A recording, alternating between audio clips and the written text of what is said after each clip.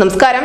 മാലിദ്വീപിന്റെ president Muhammad മുയിസുവിന്റെ കഴിഞ്ഞ കാല ചില ഇടപെടലുകൾ അത് ഇന്ത്യയും മാലിദ്വീപും തമ്മിലുള്ള നയതന്ത്ര ബന്ധം വല്ലാതെ ഉലച്ചിട്ടുണ്ട്. ചൈനയുടെ എല്ലാ കാലത്തും കൂറു കാണിക്കുന്ന മുഹമ്മദ് മുയിസുവിന്റെ ചില നയങ്ങൾ, ചില പരാമർശങ്ങൾ, അദ്ദേഹത്തിന്റെ ഭരണകൂടത്തിൽ നിന്നുള്ള ആളുകളുടെ ചില വിമർശനങ്ങളൊക്കെയാണ് ഇത്തരത്തിലുള്ള ചർച്ചകൾക്ക് വഴിവെച്ചത് എന്ന് നമുക്കറിയാം. ഇതിനെതിരെ കാര്യമായ പ്രതിഷേധമൊക്കെ ഉണ്ടായിരുന്നുവെങ്കിൽ പോലും ഇപ്പോൾ മാലിദ്വീപ് ഒരു ന്യൂട്രൽ സമീപനമാണ് സ്വീകരിച്ചിരിക്കുന്നത് എന്ന് പറയേണ്ടി വരും. അവർ വിനോദസഞ്ചാരികളെ ഉൾപ്പെടെ ക്ഷണിച്ചിരിക്കുന്നത് ചൈനയിൽ നിന്നുമാണ്. നിങ്ങൾ ഇങ്ങോട്ടേക്ക് വരണമെന്ന് മാലിദ്വീപ് പരസ്യമായി പറയുന്നുണ്ട്. അതേസമയം തന്നെ മാലിദ്വീപിന് ഏറ്റവും അധികം വിനോദസഞ്ചാര മേഖലയിൽ വരുമാനം നേടിക്കൊടുത്തിരുന്ന ഇന്ത്യക്കാർ ഒന്നടങ്കം മറ്റ് ഓപ്ഷനുകൾ തേടി പുറത്തേക്ക് പോകുന്നുമുണ്ട്. ഇപ്പോഴിതാ മാലിദ്വീപിന്റെ പ്രസിഡന്റായ മുഹമ്മദ് മുയിസുവിനെതിരെ ഇന്ത്യ വിരുദ്ധ നിലപാടിൽ ആശങ്കയും പ്രതിഷേധവും അറിയിച്ചുകൊണ്ട് മാലിദ്വീപിലെ പ്രതിപക്ഷ കക്ഷികൾ രംഗത്തെത്തിയിരിക്കുകയാണ്. സർക്കാരിന്റെ ഇന്ത്യ വിരുദ്ധ നിലപാട് അത് രാജ്യത്തിന്റെ വികസനത്തെ കാര്യമായി തന്നെ പിന്നോട്ടടിക്കും എന്നാണ് പ്രതിപക്ഷ പാർട്ടികളായ മാലിദ്വീപ് ഡെമോക്രാറ്റിക് പാർട്ടിയും ഡെമോക്രാറ്റ്സും മുന്നറിയിപ്പ് നൽകിയിരിക്കുന്നത്. ചൈനീസ് ഗവേഷണ കപ്പൽ മാലിദ്വീപ് തുറമുഖത്ത് ഡോക്ക് ചെയ്യാൻ ഭരണകൂടം അനുമതി നൽകിയതിന് തൊട്ടു പിന്നാലെയാണ് പ്രതിപക്ഷ പാർട്ടികൾ ഒന്നിച്ച് സർക്കാരിനെതിരെ രംഗത്തെത്തിയിരിക്കുന്നത്.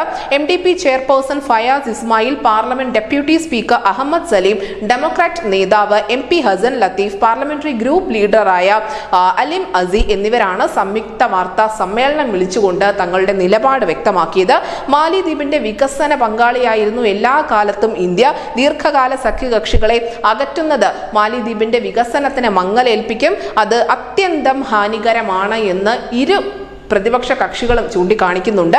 മാലിദ്വീപിന്റെ ദീർഘനാളായുള്ള പങ്കാളി എന്ന് തന്നെയാണ് ഈ പ്രതിപക്ഷ പാർട്ടികൾ ഇന്ത്യയെ വിശേഷിപ്പിച്ചതെന്നതും എടുത്തു പറയേണ്ടത് തന്നെയാണ്. രാജ്യത്തിന്റെ എല്ലാ വികസന പങ്കാളികളെയും ഒരുപോലെ കാണാൻ പഠിക്കേണ്ടതുണ്ട്. മാലിദ്വീപിന്റെ സ്ഥിരതയ്ക്കും സുരക്ഷയ്ക്കും നിലവിലെ സർക്കാരിന്റെ തീരുമാനങ്ങൾ ഗുണകരമാവില്ല, മറിച്ചത് തിരിച്ചടി മാത്രമേ ഉണ്ടാക്കുകയുള്ളൂ. നിലവിൽ സർക്കാർ എടുത്ത ഇന്ത്യ വിരുദ്ധ നിലപാടുകൾ ഒരിക്കലും തങ്ങൾക്ക് അംഗീകരിക്കാൻ സാധിക്കില്ല എന്നുകൂടി പ്രതിപക്ഷ പാർട്ടികൾ ഒരേ സ്വരത്തിൽ പറയുന്നുണ്ട്.